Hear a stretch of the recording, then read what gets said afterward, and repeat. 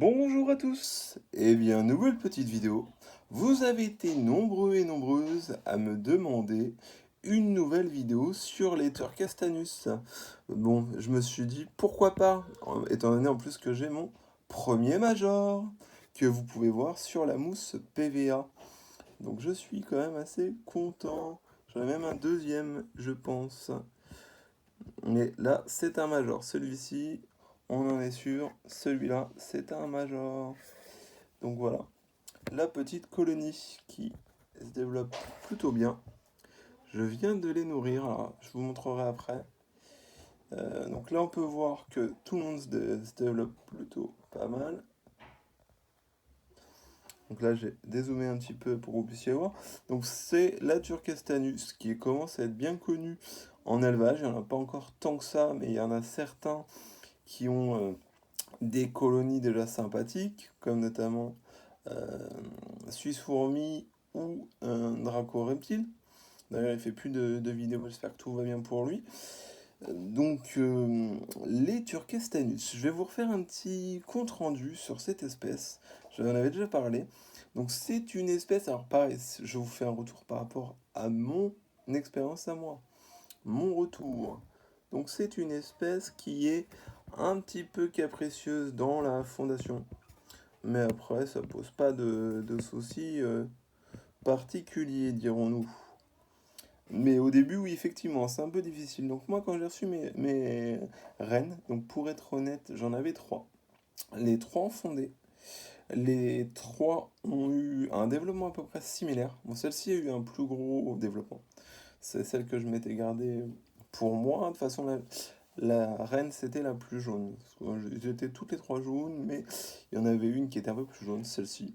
Donc je me suis gardé celle-ci pour moi. Le défaut que j'ai, ou la qualité en fonction de chacun, c'est que généralement quand j'achète des jeans seuls, je les achète souvent par deux ou par trois, pour être sûr de réussir à faire fonder et garder celle qui me plaît le plus ou qui a un développement le plus intéressant, etc. Donc, cette jean-là, elle va sur ses 1 an, elle les aura alors en mai, puisque je l'ai eu en mai de l'année dernière. Je l'ai eu en jean seul avec juste. Elle avait 2 œufs, je crois, de mémoire, quand je l'ai reçue. C'est une jean que j'avais eue chez un particulier. Et donc elle s'est développée, c'était assez long. J'ai bien mis un mois et demi à avoir ma première ouvrière. Après, ça a été assez long. Enfin, j'ai stagné pas mal de temps. Enfin, pas mal de temps. 2 3 mois avec trois quatre ouvrières. Puis j'ai eu un pic de naissance. Ça s'est bien développé jusqu'à la pause, donc en cet automne, je devais avoir à peu près une vingtaine d'ouvrières, ce qui est quand même pas mal. Là, au jour d'aujourd'hui, si je devais évaluer ma population, je dirais que j'ai à peu près une cinquantaine d'ouvrières, 40 50 ouvrières. Donc là, ça s'est plutôt bien développé. Au début, ils sont quand même capricieux sur la nourriture. Donc moi, comme je vous le disais dans la vidéo sur ma méthode de nourrissage, je nourris mes jeans toutes les semaines. Donc j'ai essayé plusieurs liquides sucrés. Ce qui marche quand même le mieux sur elles, c'est le miel dilué ou la grenadine. Au niveau des insectes, quand elles sont en petite fondation, elles courent pas forcément après. Ça, il faut être honnête sur ce point. Mais après, effectivement, là, la colonie s'est développée. Maintenant, les insectes, ça pose pas de problème. Elle arrive même à les emmener au nid, ce qu'elle ne faisait pas avant. Donc là, on peut voir que j'ai Magine qui est là et un Major qui est juste en dessous. Ce qui m'arrange plutôt bien, c'est de vous faire des images correctes si c'est possible. Si je vous les mets comme ça, est-ce que la qualité est meilleure? Là, ça va être mieux. Voilà, donc là, on peut voir quand même la couleur de cette espèce qui est hallucinante. C'est quand on a des ouvrières qui sont porcelaine jaune. J'ai certaines ouvrières, j'ai remarqué ça. Quand elles vieillissent, elles ont un point noir sur le gastre qui se développe en fait. C'est de la coloration. Alors, avec l'âge, peut-être un peu comme nous, avec les cheveux blancs, ils chopent du noir ou du gris un petit peu sur le gastre. J'en ai une ou deux, des premières, qui vont quasiment avoir 1 an. J'ai eu très peu de mortalité sur cette espèce. C'est-à-dire qu'il y a certaines espèces où les premières ouvrières meurent assez rapidement, Et bien sur Turkestani, ce n'est pas le cas, du moins chez moi. J'ai dû perdre, là en un an, peut-être une ou deux ouvrières à tout casser. Donc j'ai vraiment pas eu de, pas eu de perte particulière. Donc on peut voir que le major que j'ai eu, c'est un major qui est comme la gine, très jaune. J'aimerais bien avoir des majors noirs, un peu comme la Turkestanis Black que je vous ai présenté également. J'aimerais vraiment avoir un major de ce type-là. Parce que là, vous voyez, il est très beau. On voit que c'est un major par rapport à sa tête bien carrée et sa taille, puisqu'il est quasiment aussi grand que la gine. Mais effectivement, il reste quand même très très clair. Lui, il n'a pas du tout une trace de noir sur le gastre.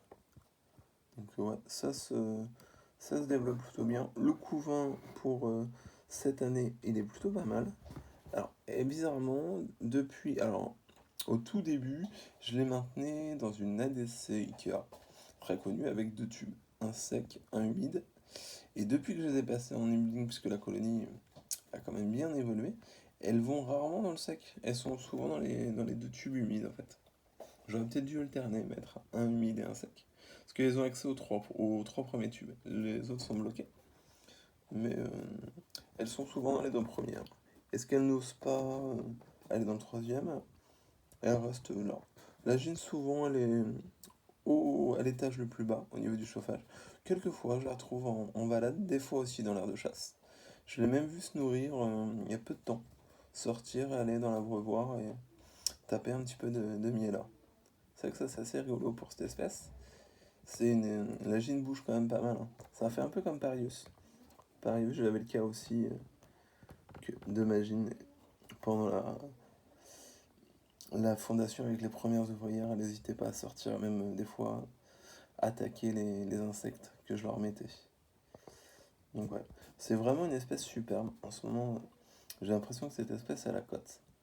Mais on comprend mieux pourquoi quand on voit un petit peu les couleurs de cette espèce-là. Alors, je ne sais pas du tout ce que ça va donner, parce que on a personne qui a des colonies, enfin du moins moi je connais personne, que ce soit sur les groupes français ou étrangers, qui ont des colonies depuis plus de 2 ans. Voir un petit peu ce que ça donne, voir si vraiment on peut avoir un développement assez important, comme... Alors déjà elle est plus longue, hein, mais est-ce que ça fait des colonies de plusieurs milliers d'ouvrières, ou on reste sur des centaines d'individus?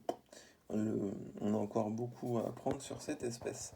La diapose, j'en avais parlé, mais elle est très importante.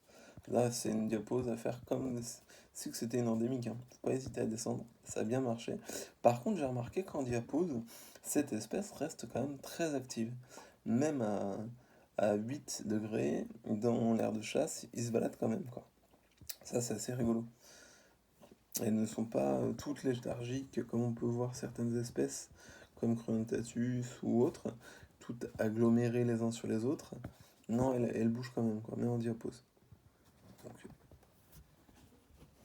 voilà un petit peu pour ma petite colonie, qui fait partie de mon top 10. Car au niveau des Asiatiques, c'est ma préférée. Après, il y a les Africaines qui sont chères à mon cœur.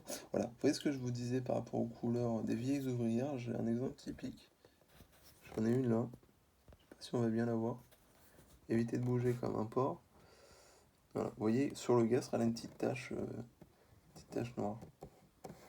Et il y en a où c'est plus ou moins prononcé. Je sais pas si je vais réussir à vous en trouver.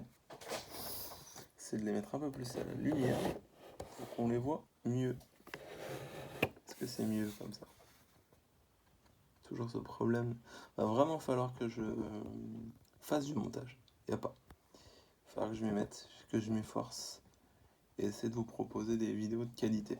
Parce que là, clairement, c'est le confinement, donc je peux vous proposer des vidéos tous les jours. Mais après, une fois le confinement passé, bah, on va tous retrouver nos emplois respectifs, du moins je l'espère, avec cette pandémie. Et j'aurai forcément moins de temps. Donc j'aimerais bien, à l'avenir, si le temps me permet, rester au minimum à une vidéo par semaine, voire deux. Ça serait bien deux. Si je peux vous faire 2 vidéos par semaine, ça serait top. serait top, top, top. Et on voit aussi au niveau des ouvrières, il y a quand même une légère différence de teinte. C'est-à-dire que les mineurs et les médias vont vraiment être couleur porcelaine, et certains médias et certains majors sont plus couleur jaune doré comme la Gilles en fait. Hein. Là, vous pouvez voir que ça fait de la physiogastrie. Je vais essayer de bouger un peu, voilà, on les voit un peu mieux.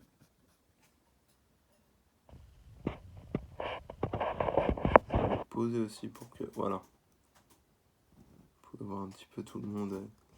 Donc là, ça bouge puisque déjà j'ai bougé le nid. Et en plus, j'ai mis un peu de miella. Donc tout le monde va se réveiller un petit peu. Est-ce qu'ils sont dans l'air de chasse? Il y en a, mais ils sont pas encore en train de manger. Je cherche. J'en ai quelques-unes qui commencent à taper dedans. Dans le miella. Hein. Donc voilà. Pour ceux qui m'avaient demandé par rapport à ce nid-là, parce que j'ai toujours des questions sur les nids, ça a l'air de vous plaire. C'est un nid building tube. Et ce que j'avais peut-être pas bien détaillé, c'est qu'il y a aussi le fameux système de compartiment dont je vous avais parlé avec les petites languettes. Voilà. C'était la petite aparté. Donc là, ils sont dans l'aire de chasse. Je vais essayer de vous ouvrir l'aire de chasse et de vous faire quelques petits plans, si je peux le faire.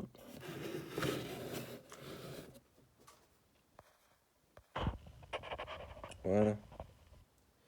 Est-ce mieux? Je ne sais pas. Ce qui est marrant, c'est que cette espèce-là, je les ai mis dans le vert, parce que moi j'aime bien la couleur verte, mais elles ressortent bien après. Le mieux, je pense, ça serait un fond d'ADC de couleur noire, ça pourrait être vraiment, vraiment sympa.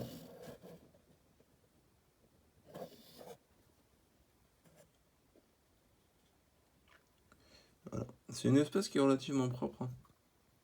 Et elles mettent pas trop le souk dans le nid ou dans le tube de fondation. Ça, c'est plutôt agréable. Et elles ont tendance à bien accumuler des déchets. Ce qui me permet de nettoyer facilement. Donc généralement, moi, je nettoie avec une pince, je ramasse les déchets. Et ce que je fais quand la fondation est petite, quand tout le monde est dans le nid, je bouche carrément l'entrée du nid avec un coton et je passe carrément soit un coup d'aspi, soit je démonte l'aire de chasse, je la nettoie à l'eau. Je nettoie et comme ça je repars sur une aire de chasse complètement nickel. C'est aussi l'avantage du plexi sur tout ce qui est pierre, comme les aires de chasse en pierre. C'est vraiment sympa. Je vais essayer de vous remontrer un petit peu ce monde-là. Est-ce que ça va le faire au niveau qualité? Je ne sais pas. J'essaye de faire de mon mieux pour essayer de vous proposer au moins quelques séquences vidéo sympathiques. Voilà. Là, ça me paraît mieux. Je vais essayer de me caler et ne plus bouger.